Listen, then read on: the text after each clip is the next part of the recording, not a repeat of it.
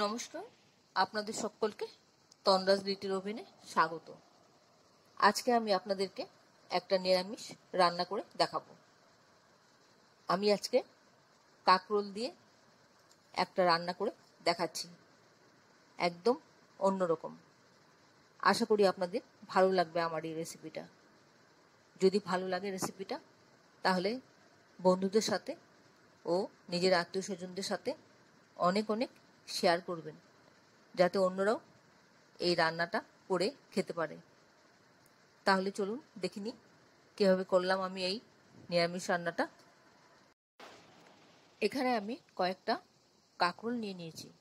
এই কাঁকরোলগুলি দিয়ে আমি আজকে আপনাদেরকে রেসিপিটা দেখাবো। প্রথমে আমি কাঁকরোলটাকে নিয়ে দুটো ধার কেটে বাদ দিয়ে দেব।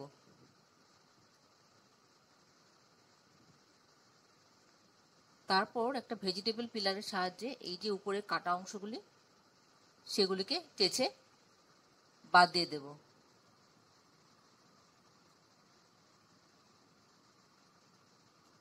এইভাবে পুরোটা কাঁকরোলকে চেঁচে উপরের কাটা কাটা অংশগুলি বাদ দিয়ে দেব।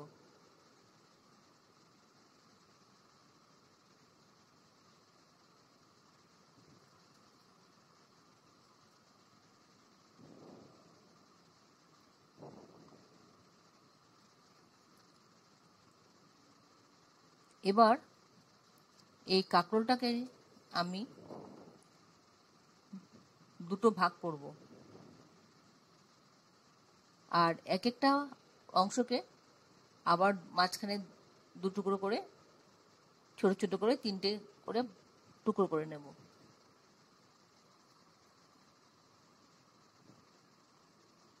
এই অংশটাও করে নিচ্ছি।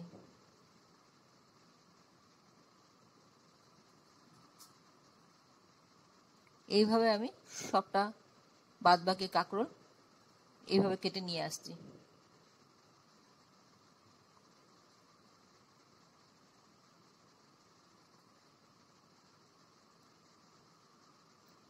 আর এর মধ্যে আমি যা যা দেব সেগুলো হলো, এখানে একটা আলু আছে সেদ্ধ করা, আর আছে একটু সর্ষে 1 চা চামচ, আর পোস্ত আছে 1.5 টেবিল স্পুন,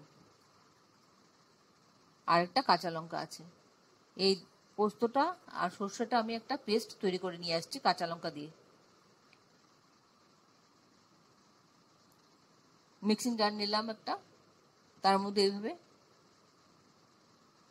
সর্ষে, পোস্ত আর কাঁচা লঙ্কা একসাথে দিয়ে পেস্ট তৈরি করে নেব। আলু, কাঁকরোল টুকরো টুকরো করে কাটা হয়ে গেছে। এবার রান্নায় চলে যাচ্ছি। ওভেনে কড়াটা বসিয়ে দিলাম, তাতে আমি সর্ষের তেল দিয়ে দিচ্ছিলাম 1 টেবিল স্পুন। দিয়ে তেলটা একটু গরম হলে প্রথমে আমি আলুটা ভেজে নিচ্ছি। তার সাথে একটু নুন দিলাম স্বাদ অনুযায়ী, আর 8 ভাগের 1 ভাগ হলুদ গুঁড়ো দিলাম। দিয়ে এবার সবটা ভালো করে মিশিয়ে আলুগুলি ভেজে নেব লাল লাল করে। লাল লাল করে ভাজা হয়ে গেলে আলুটা আমি তুলে নেব। এই মুহূর্তে আপনারা কে কোথা থেকে, কোন শহর থেকে আমার এই রেসিপিটা দেখছেন, প্লিজ একটু কমেন্ট বক্সে কমেন্ট করবেন, আমার তাহলে খুব ভালো লাগবে। আর নতুন কোনো বন্ধু প্রথমবার আমার চ্যানেলটাকে দেখে থাকলে আপনাকে একটা বিগ হাগ জানাচ্ছি। চ্যানেলটাকে সাবস্ক্রাইব করে নেওয়ার জন্য অনুরোধ রইল। পাশে বেল আইকনটা অ্যাক্টিভেট করে নেবেন, যাতে পরবর্তী আমার সমস্ত রেসিপির নোটিফিকেশন সবার আগে আপনার কাছে এসে পৌঁছয়। আর আপনি যদি ফেসবুক থেকে দেখে থাকেন, তাহলে ফলো অপশনটা ক্লিক করবেন আর একটা লাইক দেবেন, তাহলে আপনি আমার সাথে জুড়ে যাবেন। আপনি আমার সাথে জুড়ে গেলে আমার সমস্ত রেসিপির নোটিফিকেশন সবার আগে আপনার কাছে এসে পৌঁছবে। এবার ওই তেলেই 1/2 টিস্পুন কালো জিরা দিয়ে দিলাম ফোড়ন, দিয়ে কাঁকরোলগুলো দিয়ে দিলাম। একটু নুন দেব স্বাদ মতন, আর সামান্য একটু হলুদ গুঁড়ো দেব। দিয়ে সবটা ভালো করে মিশিয়ে নেব। তার সাথে একটা কাঁচা লঙ্কা দিয়ে দিলাম। ভালো করে মিশিয়ে একটু ভাজা ভাজা মতন করব। এবার একটা ঢাকা দিয়ে ঢেকে রাখবো 1 মিনিটের জন্য। 1 মিনিট বাদে ফিরে আসলাম। দেখছি কতটা নরম হয়েছে। খানিকটা নরম হয়েছে। আর একটু নাড়াচাড়া করে আর একটু ভাজা ভাজা করে নিচ্ছি। এবার এর মধ্যে ভাজা আলুটা দিয়ে দিলাম। সবটা ভালো করে একসাথে মিশিয়ে কষিয়ে নিচ্ছি। আপনারা যারা এখনো পর্যন্ত আমার চ্যানেলটাকে সাবস্ক্রাইব করেননি, ঝটপট সাবস্ক্রাইব করে নিন। আপনাদেরকে আমাদের মাঝে দেখতে পেলে আমাদের খুব ভালো লাগবে।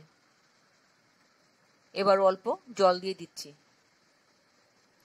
জল দিয়ে ভালো করে মিশিয়ে একটু ফোটাবো, যাতে কাঁকরোলটা একটু নরম হয়ে যায়।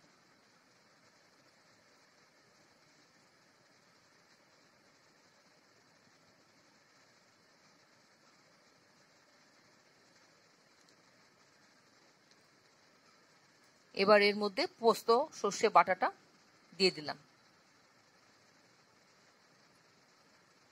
সর্ষে পোস্ত বাটাটা দিয়ে একটু নাড়াচাড়া করে নিচ্ছি।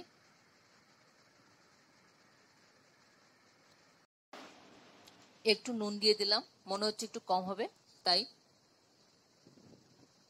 দিয়ে ভালো করে মিশিয়ে নিচ্ছি। উপর থেকে কাঁচা তেল একটু ছড়িয়ে দেব। এবার ভালো করে মিশিয়ে নেব। মেশানো হয়ে গেলে